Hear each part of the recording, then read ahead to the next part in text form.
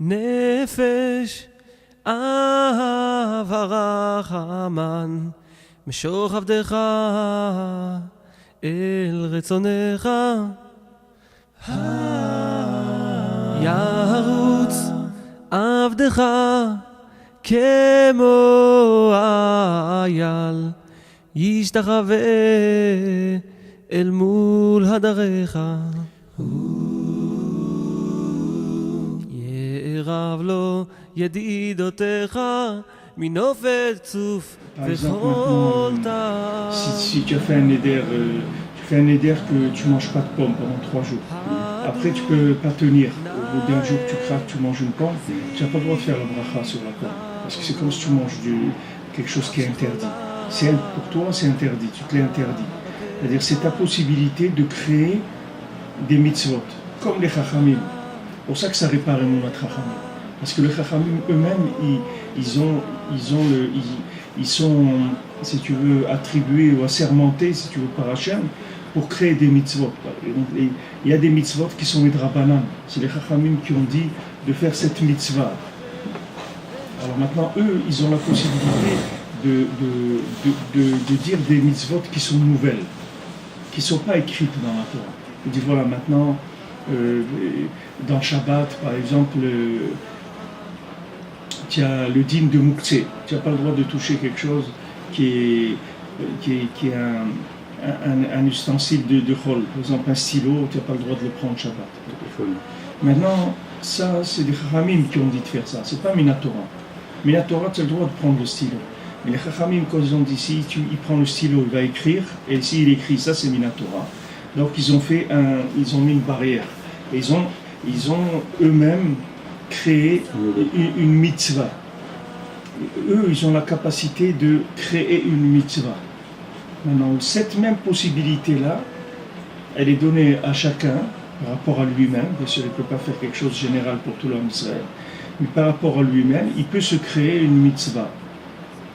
Par exemple, quelqu'un il voit que le soir, quand il mange, ça le dérange pour se lever à Chatzot ou pour la tfila et tout, et il n'arrive pas à se retenir, alors il fait un neder, il dit voilà, je fais le neder, que le soir je ne mange plus, à partir de 18h, je ne mange plus. Alors, cet engagement-là, c'est la création d'une mitzvah. Donc, de la même manière que les Chachamim peuvent créer une mitzvah, lui aussi peut créer pour lui-même une mitzvah. Donc quand il fait un neder, ça répare la emunat Chachamim. Parce que eux, c'est la même chose qu'ils font, c'est-à-dire que comme lui il fait pour lui-même, eux ils font pour tout l'homme Israël. Ils ont la possibilité de créer une mitzvah. Alors lui c'est pareil. Eux ils ont aussi la possibilité de créer une avera, c'est-à-dire ils disent voilà maintenant il est interdit de manger telle chose. Alors que Minatora c'est pas interdit. Mais celui qui mange, il transgresse une interdiction des Chachamim. Cette interdiction elle est importante. C'est pas comme les gens disent ah non moi je fais que ce qui est écrit dans la Torah. On n'a pas le droit parce que même ce qui est écrit dans ce que les Chachamim disent, ça aussi c'est écrit dans la Torah. Puisque ce qu'on a lu maintenant, tu ne t'écarteras pas de ce qu'ils te diront, ni à droite ni à gauche. Ça c'est écrit dans la Torah. Donc c'est une mitzvah de la Torah d'écouter ce qu'ils te diront de faire les Chachamim. Quand les Chachamim te disent voilà, cette année on va faire Pessah, on va ajouter un jour, au Pessah on va manger des matzot pendant 2 semaines. Si eux ils pensent que pour une raison ou pour une autre ils ont pris cette décision-là, ils n'ont pas besoin de te dire pour quelle raison, ils ne sont pas obligés du tout de te donner une raison. Ils disent voilà cette année Pessah ça dure 2 semaines par exemple. C'est tous une décision de Chachamim. Alors c'est comme ça, c'est comme de la Torah, c'est comme si la Torah te le dit. Alors ce korach-là tu l'as toi aussi pour toi-même. Les Chachamim aujourd'hui, c'est qui est-ce qui a le pouvoir aujourd'hui? C'est le Beddin. Le c'est le Beddin. Le Beddin, il peut te dire, voilà, on va faire ça. Par exemple, maintenant, il y a une société là en Israël qui a aidé pour creuser les tombes, là, pour profaner des tombes de gens à côté d'Yafo, là. Ils ont profané un cimetière. Et il y a une société israélienne importante qui fait les frigidaires, les trucs et tout. Chachamim, ils ont sorti une interdiction d'acheter de cette compagnie-là. C'est comme c'est des gens qui ont financé des choses qui sont interdites de la Torah. C'est des cimetières de gens d'époque de la Gemara, c'est des tzadikim. Ils ont profané les cimetières, c'est-à-dire ils ont déterré les tombes et tout pour ce qu'ils voulaient faire là-bas. Un hôtel. Hein? Un hôtel. Un hôtel. Alors les Chachamim, C'est quoi? ils ont mis en chérem, c'est-à-dire qu'on n'a pas le droit d'acheter de cette révra-là. Vous me direz laquelle, parce C'est que tu dois acheter interdit. un frigo. Hein? Tu dois acheter un frigo israélien, de marque israélienne, il faudra me dire le nom. Electra. Ah bon? Ah bon, ça va. Alors il y a quelqu'un qui est BMF, quelqu'un il a, je sais pas, mon fils il m'a raconté un maassé qu'il y a eu, quelqu'un il avait passé une commande de 15 ou 20 appareils de cette compagnie-là, et comme il avait passé la commande avant que le Beddin il est passé, hein, quand il a fait le frère, il a dit non, moi j'ai pas envie de changer, etc. Et je ne sais pas ce qu'il a eu, en tout cas tous les appareils qu'il a achetés, ils ont sauté. Il y a eu un truc, quand ils les ont installés, il y avait un truc, tout est parti. C'est un koar, c'est pas, quand le Beddin il dit ça c'est interdit, alors moi c'est interdit, c'est pas, on va dire que la chose elle est complètement, À part les choses comme ça, il a déconné. ils font d'autres sacs. Hein? À part les choses comme ça, ils font d'autres. Ils font beaucoup, ils sont toute la journée en train de faire ça, le Beddin. Ils te permettent telle chose, ils t'interdisent un magasin, la cache-route, ils viennent, ils vérifient, ils voient que la personne elle a fait un embrouille, n'importe quoi, ils te font des trucs, des annonces, ils disent voilà, ce magasin il a plus la cache-route, c'est interdit d'être. C'est où est-ce qu'on a Ici, nous, on a les affiches C'est sur ça, les murs, ouais. c'est avec ça qu'on sait ce qui se passe, mais je ne sais pas autrement quelles sont les publications des choses. Mais le Beddin, ils sont là, ils prennent des décisions sur des choses. Entre le monde matériel et le monde spirituel, c'est le tzaddik, c'est le sage de la génération. Alors, Rabbi Nachman il dit si vous ne m'écoutez pas, vous allez regretter. Mais ici, vous n'allez pas regretter beaucoup.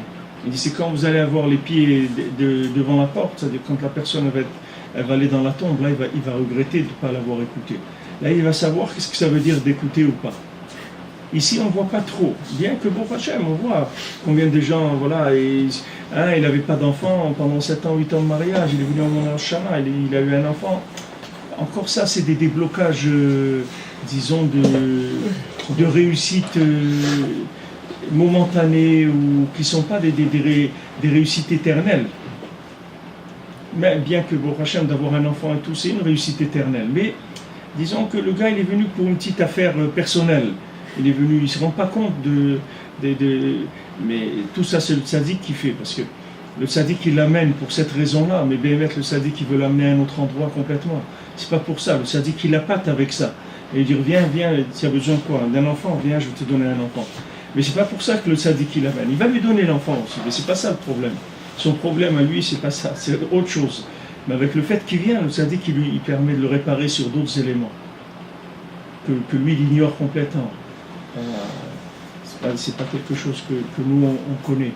Alors, l'aïmounat Chachamim, c'est la seule chose qu'on a, avoir confiance dans les sages. Nous, on ne sait rien. Et nous, on ne comprend rien à ce monde. Il y avait un maassé une fois en Russie que dans une communauté, les goïms, ils avaient empoisonné le pain. À la fin de Pessah, les Juifs, ils allaient acheter le pain le soir après Pessah. Et les goïms là-bas, ils avaient empoisonné la pâte. Alors pour le pain, et le rav de la ville, il a eu ouï de ça, c'est-à-dire il a entendu ça, c'est-à-dire quelqu'un qui est venu qui lui a dit voilà ce qui s'est passé, etc. Maintenant le rav de la ville, il ne peut pas dire aux gens Motzei Shabbat, vous ne mangez pas de pain, Motzei Pessah, mangez pas de pain parce qu'il est empoisonné, parce qu'il risque de se faire tuer si les autres. Alors le rav, il a dit à la communauté, voilà, cette année, il se passe quelque chose de spécial. Donc cette année, Pessah, il va durer un jour de plus. Donc il a ajouté un jour à Pessah, les gens ils n'ont pas mangé le pain, et comme ça ils ont été sauvés. Mais maintenant celui qui est malin, qui vient et dit, ouais mais qu'est-ce que c'est ça? C'est écrit que c'est 8 jours Pessah, déjà 8 jours on n'a pas mangé de pain, qu'est-ce qu'il nous ajoute encore un jour, etc. Nous on n'est pas d'accord, etc. Bon, tant pis, on va manger. On avait fait un coup comme ça. Non, lui quelqu'un lui a dit, quelqu'un lui a dit. Bah, il fait encore comme ça, même entre Haramim, des fois quand il y a. Nous on doit même pas rentrer dans la marloquette, nous on doit faire zéro. Ouais, bien sûr, on rentre pas On rentre dans rien. On réfléchit pas. Toi, il y a deux choix. Qu'est-ce qu'on doit faire nous, petits? C'est- Il y a des marloquettes. il y a un Rav qui est décisionnaire. Et Rabbi Nachman, il a dit, moi je suis décisionnaire jusqu'à Mashiach. C'est lui qui décide. C'est lui le Rav de la génération jusqu'à Mashiach. Il y a des gens que ça les embête qu'il ait dit ça, mais on ne peut rien faire, il l'a dit déjà. On ne peut pas revenir en arrière.